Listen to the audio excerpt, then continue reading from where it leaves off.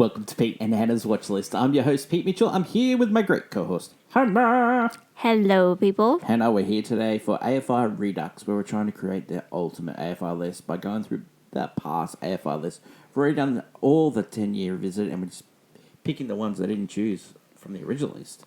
And today, that movie is Fargo from 1996. Wow. Hannah, have you seen this movie before? No. It was 84 on the original list, Hannah. It was Yeah. 93 on the Years of Laughs.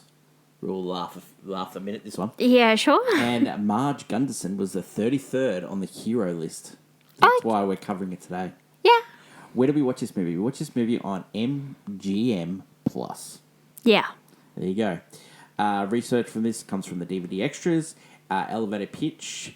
When a kidnapping goes wrong, a local police chief must come to save the day. Pretty much. That's it.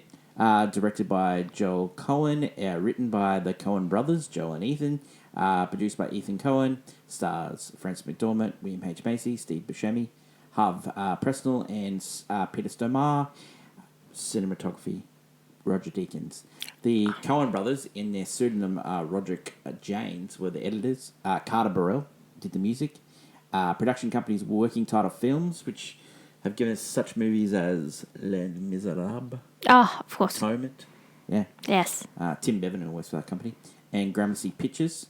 And distributed by old Polygram Entertainment, who's no longer with us. It was released on March 8th, 1996 at the Cannes Film Festival. And Joel Coen was nominated for Best Director of that year for the Cannes Film Festival. Oh, yeah. Well. Budget was $7 million and it made $60 million. There's no way that movie makes that much money today. Oh, yeah. No one sees that, unfortunately. But back then, everyone loves a good little cop drama. All right, so comedy. Speaking of 1996 cinema, this is just... Hannah, you're going to love this. Okay. All right. This is a whammy kind of year. Yeah. Number 10, Space Jam. Oh, incredible. Let's. Number 9, Jerry Maguire. Oh, phenomenal. 8, The Nutty Professor, Eddie Murphy style. Incredible. Number 7, Give Me Back My Son. Oh, Ransom. Number 6, 101 Dalmatians. The live action? Yep. Yeah. Yep. Questionable. Okay. Number 5, The Hunchback of Notre Dame. What music? Oh, my God. So, Buena Vista Disney released Ransom, 101 Dalmatians, Hunchback of Notre Dame, and the fourth pick of the best movies of the year, Welcome to the Rock. Of course. What a great year for Disney. Disney had a good year. Yeah, they didn't need Marvel, they didn't need Star Wars, they had all these great stuff. Number 3 was Mission Impossible, the original, Oh, wow. Thomas Cruise. Oh, man. And number 2 was Twister. Of course. What a classic. Great, yeah. And the number 1 movie, everyone went and saw this movie. People went and saw it multiple times. It had a worldwide gross of $117 million. It was Independence Day. Ah, What a great blockbuster that one was. true. Yeah. Okay. They don't make it. That year. Wow. It was all fully like blockbuster hits. Yeah, really. well, okay. I'd say 101 Dalmatians, Hunchback of Notre Dame, Mission Impossible, all the rest, pretty original. Yeah. Ransom was a bit of a remake. But yeah, where'd it go? Yeah. Oh well, Space Jam is like built on. Yeah, Space Jam built on the back of IP and Michael Jordan. At least it was original. True. All right. Okay. Way more original than Space Jam 2. Let's go back to Fargo. Okay, so characters. Frances McDormand played Marge Gunderson. Was married to one of the Coen brothers. Yep. Wow. Yep. Married to Joel. Did not know that. Yeah, well, it's true. I'm not lying. That's cute. I didn't know that information. Married in 1984. They've done many projects together.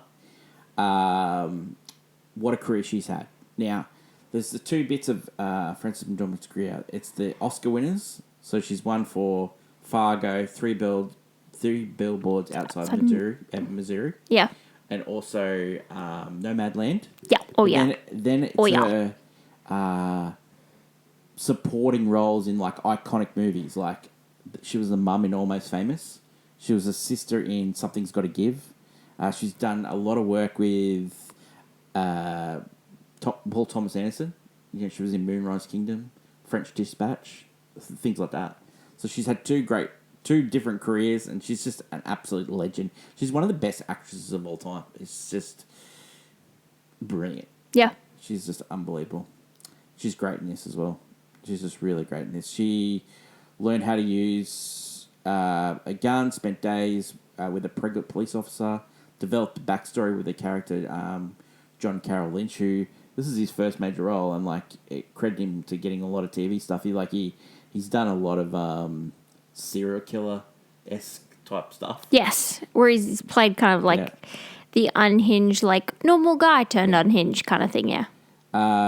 She said she modelled Marge on her sister, a chaplain at a woman's maximum security prison, and I see that. Her accent is Minnesota nice, they call it. Yeah, I noticed a lot of the accents in this movie in particular. Everyone kind of definitely went for that whole region. William H. Macy originally went for one of the state troopers, but begged the Coens to give him this role, and like he's had a great career. He's been in Shameless.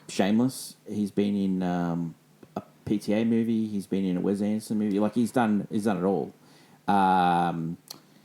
He's very good in this. He's little stutters that he does. He said that's all in the script.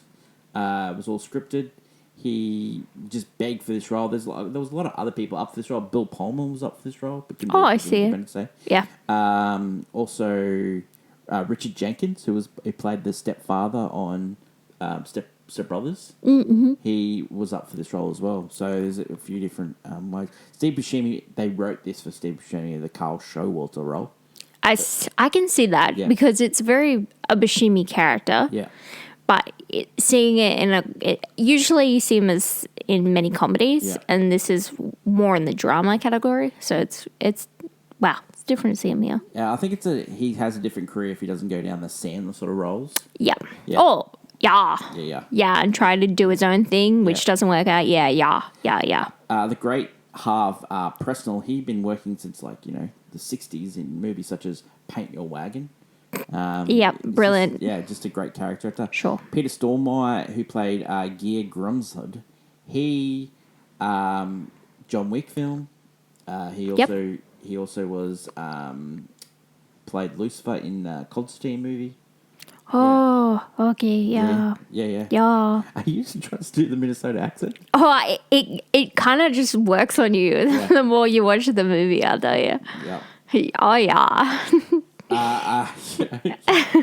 Steve Buscemi was most famous for getting his start as Mr. Pink in Reservoir Dogs. Oh, yeah. Yeah. Yeah. So, just William H. Macy, just what a career he had. Like, PTA, with Boogie Nights and Magnolia, and then, as Frank Gallagher in the Shameless version. A lot of people would just click to Shameless. Carter Burwell has won an Academy Awards. He's done the composing of 3 billboards outside of Edmonton, Missouri. He did the Banshees and Sharon. Ooh, that's done good. a lot of PTA stuff. Done a lot of Coen Brothers stuff, and just worked with some of the best directors. Carter Burrell, one of the best. Roger Deakins, he is one of the best cinematographers of all time. He's done movies such as No Country for Old Men. He did cinematography for James Bond's Skyfall. He did Denis Villeneuve's Blade Runner 2049. Also did gorgeous Denis movie. Villeneuve's Sicario as well. And just one of the best. Also did Rango. Oh, no. Now that's a star role right there. Okay, so this movie, at the start of this movie, says that it's based on a true story, but later it was revealed that it wasn't based on a true story. It was just they wanted audiences to accept it better. But like there's elements of true stories in this. In the DVD box set, the Fargo was inspired by the 1986 murder of Helly Crafts, a Danish-American flight attendant from Connecticut, at the hands of her husband, who disposed her body through a wood chipper. Then there was the 1998 article fact-checking website Snoops They concluded the true story claim was a prank by the Coen brothers and inserted in their films. Snoop said that the doubters note that a fictitious personal declaim used in fiction is at the end of the film. Even though the movie takes place in Brainerd, Minnesota, the Coen brothers decided to call it Fargo, which is in North Dakota, because they liked to sound better than Brainerd, which was not cool enough. Fargo is where Jerry Longard meets the two hoods, and he hires to kidnap his wife. Yeah. Fargo was filmed in 1995, mainly in Minnesota and around the Pembine County in North Dakota. Due to unusually low snowfalls in central and southern Minnesota, scenes requiring snow-covered landscapes had to be shot in northern Minnesota and northeastern North Dakota. Cinematographer Roger Deakins used an AFI Flex 35BLF camera. So he was pretty happy with the movie, but there was like one scene where there was like sun and he didn't like it because it didn't have the tonal. I know. I will say the shots with the snow would have been so hard to do. He did such a good job. It would have been like, we got to get this in one take, or this is going to take a while. It would be hard, but they're really stunning. The critics, the Time critic called Roger Corliss has criticised Fargo for its accents. After some superb mannerist films, the Coens are back in their deadpan realist territory of Blood Simple, which was one of their first movies, but without the cinematic elan. Conversely, Janet Maslin in the New York Times deemed Fargo much more stylish and entertaining than Blood Simple. James Bernardellini, writing for The Real Thoughts, gave them the film 3 out of 5, writing that it was easy to admire what the Coens are trying to do with Fargo, but more difficult to actually liking the film. John Simon of the National Review wrote that the Coen brothers' Fargo is their best film so far, which isn't saying very much. Fargo, oh wow, Fargo That's could have harsh. been a little nice little noir if they hadn't compounded into a black comedy absurdist and folksy farce. Scandinavian American Midwesters up and down in their hickey shenanigans. Some of this surprisingly works. Some of it ranges from unpalatable to undigestible. But Gene Siskel and Roger Ebert said Fargo was the best film of 1996. In one of the screenings, they actually reached to each other and said, "This is why we watch film." Wow. So, yeah, they named it 4th best on their 1990s work. Not Space Jam? Let's talk about the Coen brothers. Like, what a career they had. They had No Country for Old Men, which, when we're doing the AFI list, that'll be one of the movies that we recap. Raising Arizona, which was one of my favourite movies growing up as a kid. I think you either are a Big Lebowski fan or you're not a Big Lebowski fan. I wasn't a huge Big Lebowski fan growing up as a kid. I was more of their Raising Arizona stuff. I really like their crime noir stuff. Of course. The Hudsucky Proxy. I also liked Intolerable Cruelty. I love that film with George Clooney. I love the George Clooney stuff, like Burn After Reading is a really good film as well. That also stars Frances McDormand. And I also really enjoyed Oh Brother Arthur, which stars a great Holly Hunter and George Clooney.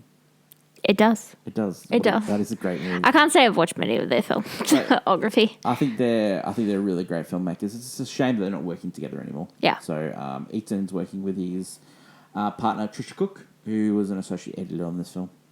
Oh, yeah. Okay, cool. Academy Awards nominated for Best Picture, Best Director, Best Actress, winning for Best Actress, Best Supporting Actor, William H. Macy, Best Original Screenplay, winning for the Coen Brothers. Cinematography, Roger Deakins, Losers, unbelievable. Best film, Roderick James, which is the Coen Brothers. Reaction to this film recently, 94 on Rotten Tomatoes, Letterboxd 4.2, IMDb 8.1. What's happened with this movie since? In 1997, there was a pilot intended for television, set in Brainerd. Shortly after the events of the film, starred Edie Falcon as Marge Gunnison and Bruce Bowen reprising his role as the Officer Lou. It was directed by Kathy Bates, never made it to the screen. 2014, a new TV show came up with the Coen Brothers executive producing, and it was a fictional continuity as a film. Each season features a different story, cast, and time span, and it had 5 seasons, and it was one of the best shows on television for FX. Oh, yeah. My hot take today, well, we do a take every Thursday. Last week we did our box office movie draft, which Hannah's already declared that I've won, so I'll be collecting that 4K DVD. Yeah, I think you've won, and it all depends on whether or not people like. I think Toy Story is a bit of a scary pick. Yeah. Because I don't know, people might still be in love with it, people not. I don't know. Well, my hot take is that this changed the Oscar history for 3 decades. Okay, tell me. Right. This is a domino effect, a butterfly effect, if you will. Yes. Okay, so this movie, I think it's probably one of the best films of 1996. And if they give this movie the best picture, it doesn't win this year because of English Patient. But if it does win, that means the Coen brothers don't win for No Country for Old Men. Paul Thomas Anderson wins for There Will Be Blood. And then this year, Ryan Coogler runs away with Sinners. So I think it's just a totally different Oscar situation. I also think it also breaks the mind of Tom Cruise this year, not winning for Jerry Maguire. And he was going down to working with the best directors, best writers in the world, and not winning for Jerry Maguire. He got beaten by Jeffrey Rush in Shine. And he had goes back to making... it goes further. Yeah. But he did... Because you know what was really successful that year? Mission Impossible. It goes on to make another Mission Impossible film, another, and it wrecks his career. Some say like him working with Stanley Kubrick, it broke something in his brain and he can't. I can understand that. But winning a Best Actor award, I think it changes Tom Cruise's career. It really does. Well, I will say, when you look at the Jerry Maguire effect of that year, where the fact he had Jerry Maguire in Mission Impossible and he's nominated, and the Jerry Maguire performance is like astounding. Like it's a great romantic, emotional performance. Like it brought me to tears the first time I watched it. And I couldn't believe it. I never thought this guy had it in him. But yeah, I do think he's definitely robbed, because you should be giving it to actors who are having years like that. You're not, thank you for your service awards. We should be having, you've made some of the best movies this year and you're still going. We should be like, it's the same as why would the Academy give it to Grace Kelly, who did an okay performance in Country Girl, compared to Judy Garland's performance in A Star Is Born? It's because sometimes they give it to the one that's rising up. Sometimes they give it to... Does that change Judy Garland's life? Winning an Oscar, it would mean she would be back in Hollywood. Yeah. Because Hollywood kind of, especially after A Star Is Born, like they were already getting rid of her, and then A Star Is Born puts the nail in the coffin in her career. I would say just like, because Hollywood really just wanted her gone at that point. So if you look at the Academy Awards for this year, English Patient wins. Now, English Patient is a fine film. Stars great Ray Fiennes, also Juliette Binoche, Christian Scott Thomas. True. Juliette Binoche actually beats Lauren Bacall for The Mirror Has Two Faces. The Mirror Has Two Faces. That's a sliding doors moment too. Also, the great Diane Warren loses, and she's a 17-time nominee. Yeah. She loses to Evita, which we all know was a terrible musical. It loses that because You Love Me that year from Celine Dion, and then Celine Dion wins 2 years later with My Heart Will Go On with the Titanic. So maybe she doesn't win 2 years later with My Heart Go On. Well, yeah, and then she should have won maybe Diane doesn't. The year she. Maybe Diane Warren doesn't get 17 Academy Award nominations. Here's another thing: if she wins, like the year that she gets nominated for the what's it called? Everything.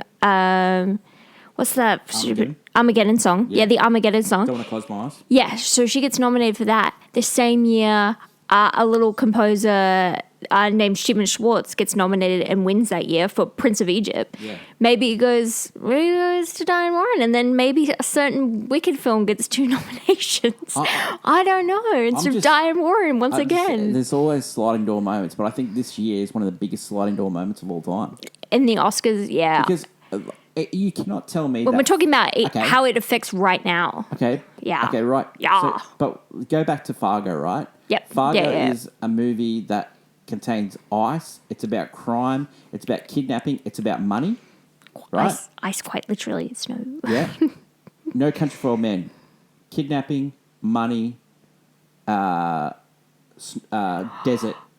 Oh. The only difference is the desert. And guess what Fargo got beaten by? English patient set in the desert. Okay. I see what you're saying. The desert plays well better than the snow. Look at Lawrence of Arabia. The desert plays well. Yeah. Name all the snow movies that won. I can't. I actually could not think of one snow. But desert movies, you can name multiple.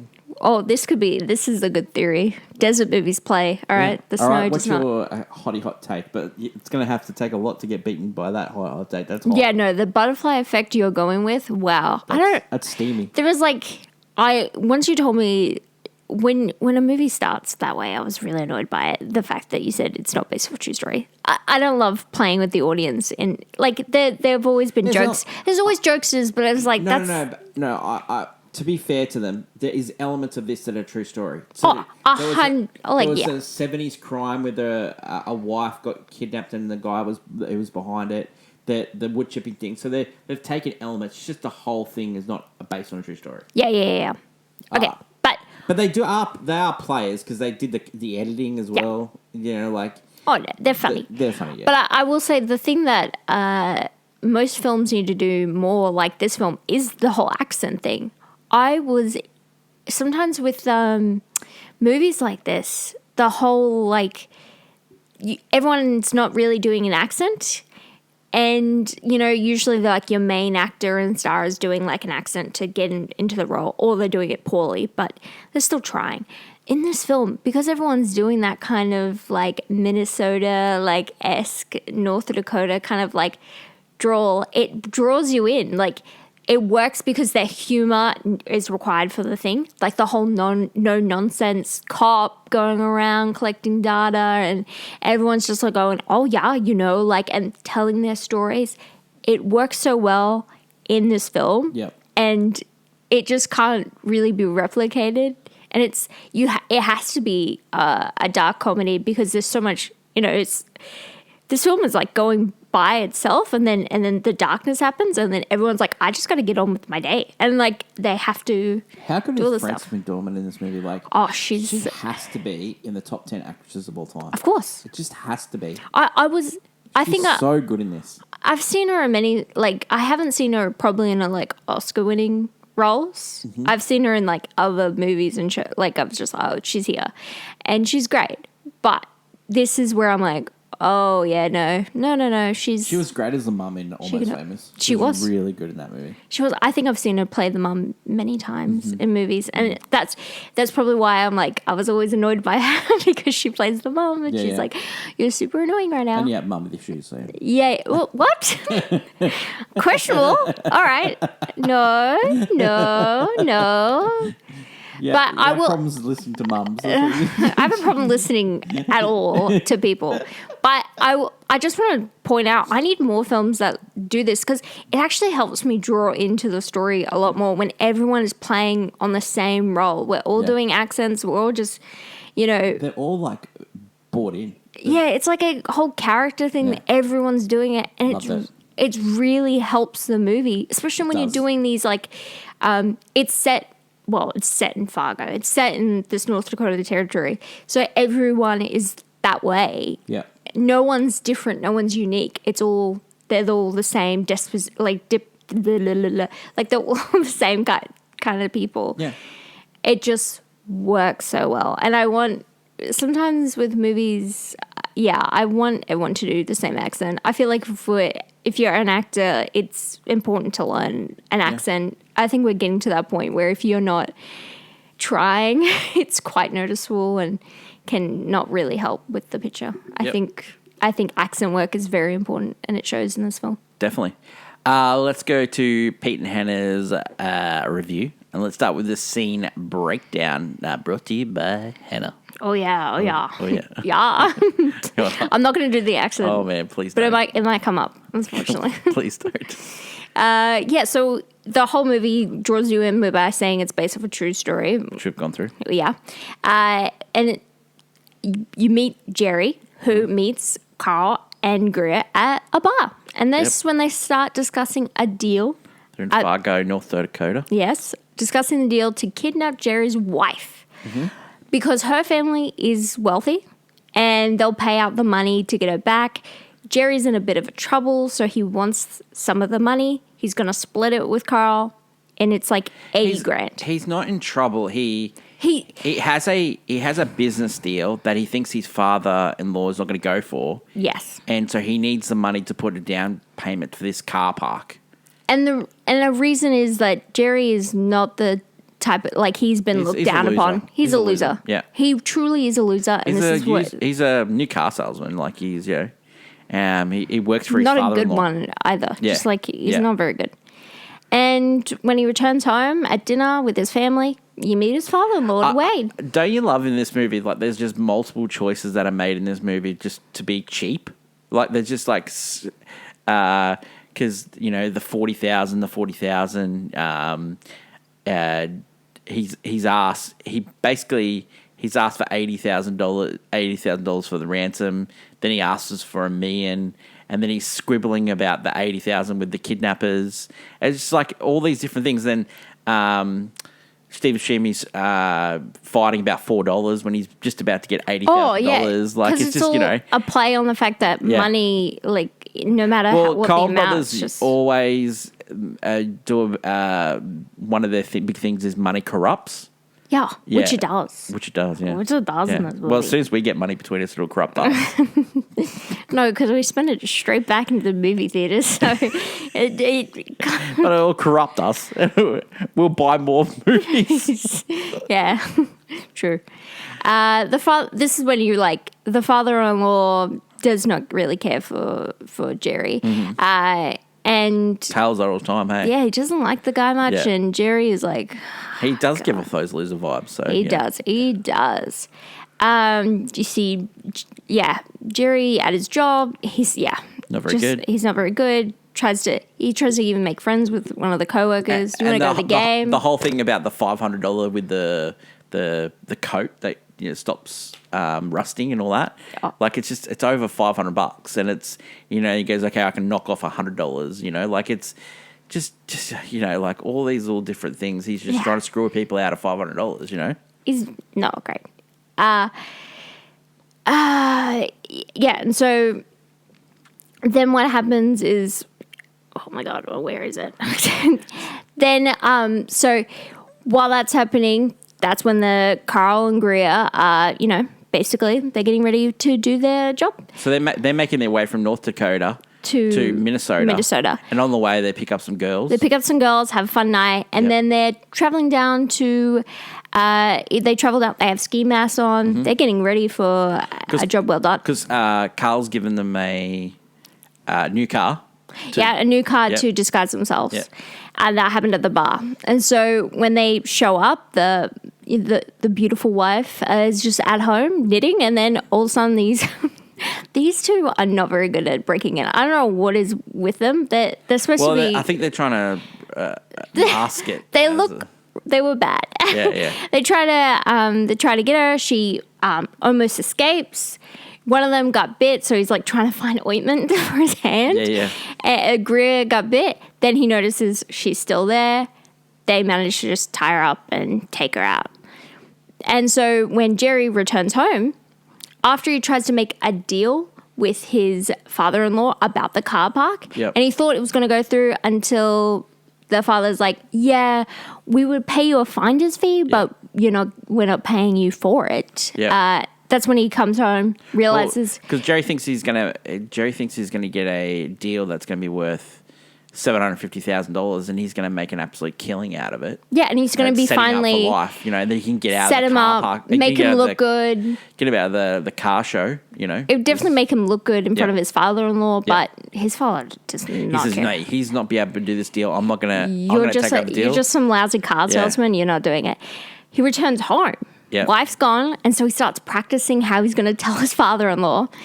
And then how cold-hearted is he when he just says, can I just speak to, and then he puts his voice on again. Such a jerk. While driving at night with Jean in the back, Carl gets pulled over by a cop.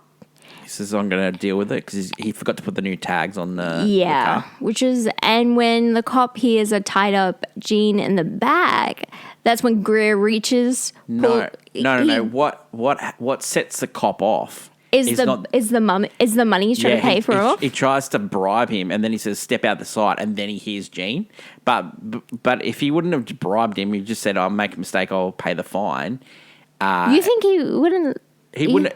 Jean the cop didn't. He only when he said to him, "Get out of the car." That's when he heard Jean. If he would have just, I think he would have got away with it. You think not tipping off the cop? Yeah, I think by bribing him, it sets off the cop. Yeah, that's an interesting. Yeah, that's another interesting thought. Greer reaches forward and kills the cop. Yep. Carl gets out to move the body, which is blood all over Carl's face. Oh, Carl gets out to move the body, and then a couple driving by sees it happen. Yep. Rushes out. Greer takes the car, chases them down, only to find them crashed in the snow. Greer pulls out his gun and takes them out. Yep. He is cold. This guy is just cold-hearted. He does not care. Marge gets a call in bed about the victims. And she... So this is the first time we see her? This is the first time we see Frances McDormand. So 30 minutes into the movie. And the movie goes for an hour and 30 minutes. Yeah. She's a pregnant chief who, lovely husband, makes her eggs. Do you know, well, lovely husband, he looks like a serial killer. But like, every time you see them, they're in bed or they're eating. Yeah, they're like a simple family, a normal, like a little couple. Yep. She goes to the crime scene and instantly picks up the details of everything that went on. Well, because they've said that he was a cop and he left because Marge was just better than him at doing it. That sounds about right. So there's like a little bit of a play there because it is mentioned that he was a cop. And now they all know him pretty well. Because he's trying to get a bird on a stamp. Yeah. Yeah. That's his whole thing. That's his arc. Because he's a painter. She, including that there were two guys at the scene and the car plates from the dealership that the cop was running at the time. So what happens is that Jerry is discussing with Wade and Murray about what to do with the money. Wade wants to involve the police, but Jerry remains adamant that they should keep it to themselves and he should be the one to make the deal through. Yep. Because, it's, they shouldn't know. They should know. While Carl and Greer find a remote cabin in the woods to hide Jean. Yep. They even mess with her a bit. They're a bunch of weirdos. Yep. While Marge gets a lead about the case after getting some information from the two girls that they spent the night with, Carl and Greer. I love how the little things like the little guy. He was a bit weird and he was uncircumcised. Like, yeah, and they were so chill about the conversation. They were like, yeah. Carl calls Jerry, tells him that he wants the full amount of money they asked for, so the $80,000. After they've now taken out 3 different people. Yep. Wade wants to be the one to exchange the money so the father-in-law. For Jean, making Jerry. Because he doesn't trust Jerry that he would get Jerry's this right. super nervous. Yeah, and it's Wade's money. It's the father-in-law's money. Yeah. Marge heads to the city to talk to Shep, whose apartment is listed as the place where the car has been. Yeah. Shep is the one that got in touch with Jerry to these guys, and Shep is not happy, furious because he's in trouble with the law already. Yeah. Shep beats up Carl for getting him involved in the first place. Yeah. So that's when Carl gets I need this money. I'm getting this money now. So Wade heads up to meet Carl, wanting to see Jean first, and gives him straight outright. Carl then shoots him. Wade managed to shoot him back on the cheek, which is what a shot. But Carl just shoots him dead. Yep. He gets so angry, when he's leaving, he shoots the toll booth guy as well. Because he's already had disputes. You see him have a dispute with another toll booth guy, and he just hates giving away money to people. Yeah. He really just hates it. Yeah. Jerry, who followed, saw what happened. And he went home. He was like, this isn't good. Yeah. And he's not getting the money either. Because he was planning on taking that money. Yeah. Carl sees the money. Yeah, but I think I think it He does something stupid here. no, but I think he thinks as well, like, if the father's dead, right, maybe I'm going to get his money. Because the wife, the wife will come back? The wife's going to die, right? He's presuming the wife's going to die. Assume now that it's all gone wrong, the wife's going to die. He's going to get the money from the father's estate. Oh, so I don't or at think least the kid does. Yeah. I don't think he's that concerned that the father's passed away. I really don't. But I think it's freaked him out because it could. Yeah, if this comes out, it might link back to him. I don't think he's. I don't think in his mind. You don't think this guy's smart enough? No, I don't think in his mind he's thinking that. I think he's thinking, I'm going to get the dealership. Yeah, that's true. I think that's, because like he's trying to do dodgy stuff with the dealership about the car that he misplaced and stuff like that as well. Oh, there's a couple of them. Yeah. What about when Marge comes in and he's doodling on the piece of paper? Yeah, and you've seen him doodle on the piece of paper multiple times. The Coen Brothers used to watch William H. Macy muck around when they were waiting for scenes thing, and they added that to the film. He was just doing that in between scenes. I do love the little moments of Jerry. He is always anxious, so he's always doing something with his hands. He just can't. You notice it throughout the entire film. Well, he's organised a kidnapping, Hannah. Yes, and he's very nervous about it. It's like when you're trying to organise a mutiny to take over the show. It would be very clear the signs. Why do I need a ship captain's hat? Because I'm going to be doing it on a boat. Carl, sees all the money. Yeah. He freaks out. He buries the money, actually. Yeah, he's like, oh, this guy was going to screw us out of all this money. And so he takes the $80,000 out, buries the rest of it in the snow on the road. This is what I mentioned with the. Okay, so he's got $1 million, right? And then so he's taken out $80,000, and then instead of like just saying, "Here, take the $80,000, I'll take the brand new car," he tries to quibble over the $40,000. Yes. Yes. So they've killed Marge. They killed the wife. Yeah. So what happens is that at the cabin, Carl finds that Greer killed Jean because she just wouldn't be quiet. Yeah, she was just shrieking. He was watching this fuzzy ass show on TV. He was watching soaps. Yeah. And he's like, she's dead. Carl says that they should split the money up and leave immediately, and they argue over the car. They do. Carl insults Greer and attempts to leave with the car, but Greer kills him with an axe. Yeah. He just comes up behind him. He just said, "Here, have the 80. I'll take the brand new car." That's what he should have said. Because he's going to go back for a case for $920,000. Yeah, it's so petty. Marge, on the other hand, she went to go visit Jerry again. Jerry, and he's just like, because he's seen like the murder of his, father-in-law and stuff. He knows it's all coming out. It's all coming out. He like flees the place. Marge already immediately just like. See, that's why when him going back to work. I don't think he's concerned about the father until she comes and starts talking about the car. Because she figured it out. She figured it out. So I don't think he was concerned up until the Shep sort of factor. I really don't think he would have had it in him. He was really bad. He was also... I just don't think he was just so oblivious. Can I say bad father too? Because he didn't even realize how it would affect his son until someone mentions his son. I better go tell my son that his mum's He doesn't even comfort the guy. Yeah. Oh yeah, I was like, bad guy. Slight narcissist. So Marge eventually drives after getting a tip around Moose Lake. That's when she sees the car that she's been looking for.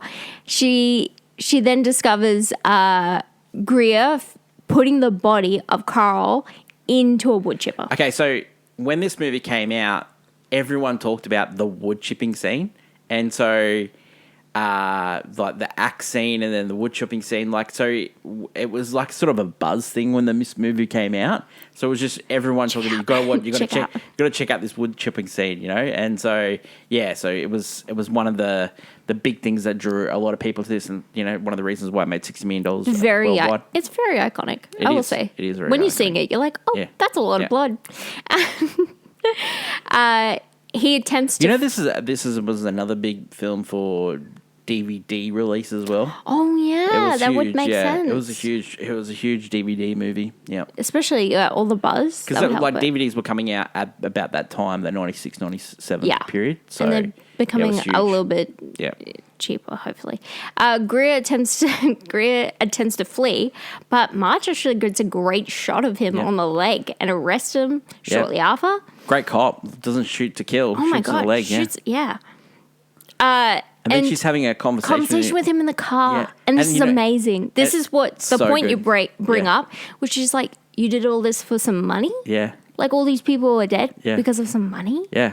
Well, we're talking, And the way she lays out... She didn't know about the father-in-law at the time, but in the end, it's 6 people. Yeah, but she lays out... Plus your life's ruined, plus Jerry's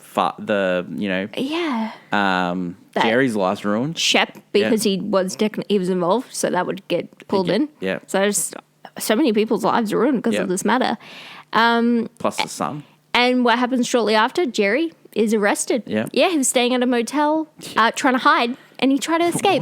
What would you like? You would go further than North Dakota, surely. Dude, get out. Yeah.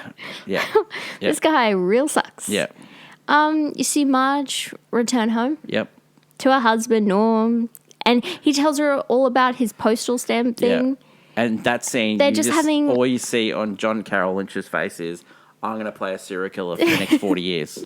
That's all I saw. Whereas they're just very lovely. Yeah. Baby coming soon. I'm going to be the prime suspect in the greatest movie of all time, Zodiac. And, That's true. Wow. But yeah, it's a really touching, very wholesome scene at the end of this crime noir that, goes places. Reasons to see this movie.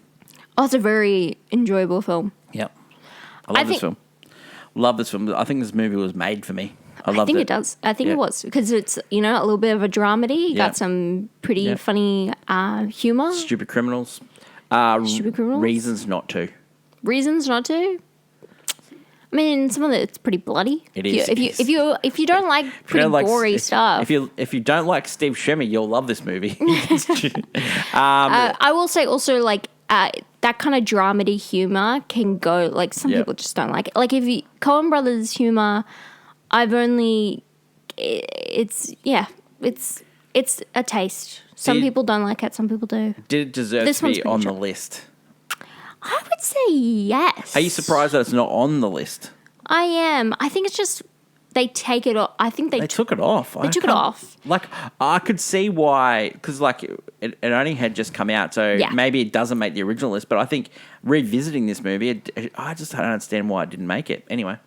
Yeah, I was just saying it would be. I think it's just because it's very recent. I think that's why it didn't make the second list. No, because it made the first list. But that's what I'm saying. The first list, you have like recency bias. Yeah, maybe. Because that's what I think happened on the list we went through. So some movies you're like, why is this here? Are you surprised? Would you buy it on Blu-ray? Yeah. Would you watch this movie again? I can see myself watching this movie again. And what are you going to rate this movie? I don't know. That is that's going to be you. Why does it always happen to me? No. For this film, you. Why? I like this film, but I think you're much more of a fan of it than I am. I can have a rating and you can have a rating. I don't know what I would rate this film, I'm going to be honest. Well, I just like the film. Okay, let me just say this, right?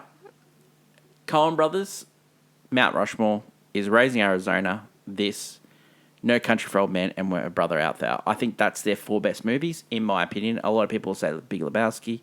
A lot of people say Burn After Reading, but I reckon that's their 4 best movies. And if you're going to put that as their 4 best movies, all those movies are all-time classics. And that's why Fargo should be on the AFI top 100 list. As an all-time classic? Yeah, I think when we do our AFI Redux list, I think at least 2 Coen Brothers movies should make the list. Yeah. Okay, so we talked about... They're some of the greatest filmmakers of all time. And I'm not saying this movie should make it.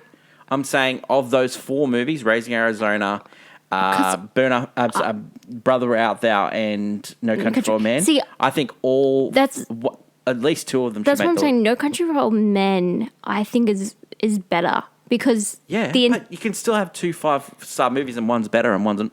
Yeah, sure. I just think it's an all-time classic, this movie.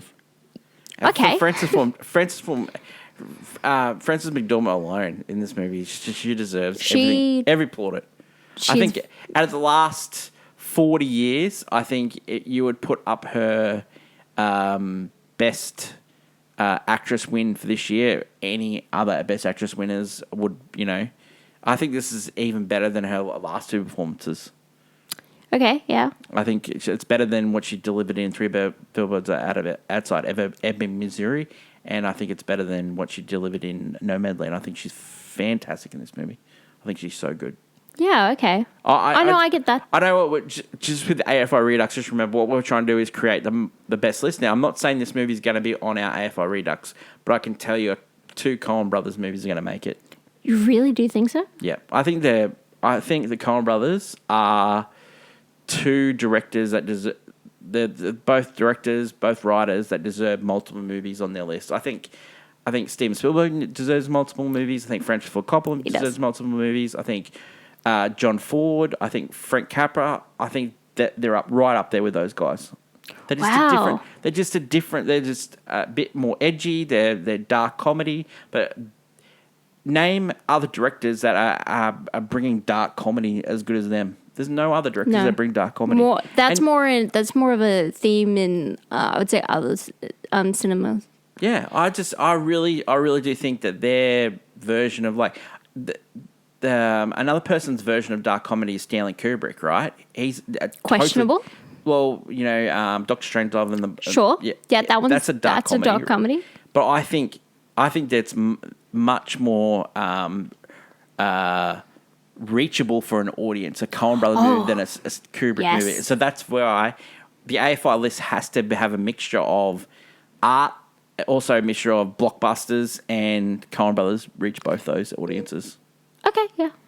That's my opinion. That's your opinion. I like it. You can do it. I think the only reason I can't judge it, I've not watched most of their films. But Hannah, when we continue to do this, you will be watching. I know. You've watched No Country for Old Men. I've watched No Country for Old Men. Love that movie. Love that film. Yep. I've watched this one. If I had to put a gun to your head right now. No, you put the high pressure thing that he has in No Country. My hair like this. If I asked you right now, would No Country for Old Men make our ultimate AFI list? Yeah, I'd say that. Yeah, so 100%. I don't know what we're talking about. I think that film is excellent. Yeah. Executed excellently. I think. Did they do Hail Caesar? They did Hail Caesar. Yeah, that was awful. That's probably why I didn't watch their films. There are some movies that people just can't, like, a lot of people cannot stand Intolerable Cruelty, but I love that film. I love George Clooney and Catherine Zeta-Jones' chemistry in that movie. I love it. Oh, yes, you love that film. A lot of people don't like George Clooney being a dumbass in their movies, like we're in Brother Where Art Thou, Burn After Reading and stuff like that, but like Hail Caesar is a dumbass in that movie as well. But like, I just loved it. So anyway, that's it for today's show. Yes. Leave a comment below if you believe what I'm saying, that the Coen Brothers should have multiple movies on our list, or if you more on the Hannah sort of line. No, she hates the Coen Brothers and hates everything they've ever done. And she wanted to give this movie I fell asleep. No, I did not. I was thinking all right, let's kind of shoot out of the gate. Let's talk about a movie that maybe we'll be able to agree on a little bit more next week. What? The Giant, starring the great Rock Hudson. We could talk about Rock Hudson. I love a Rock Hudson. Elizabeth Taylor. Oh, I love Elizabeth Taylor. And Jimmy Dean. Oh, I love Jimmy Dean. And it's a love triangle. It is. Yeah, we love it. That is what we're going to do next week. Long live cinema. That's my great co-host, Hannah. Until we meet again, it's bye for now. Bye.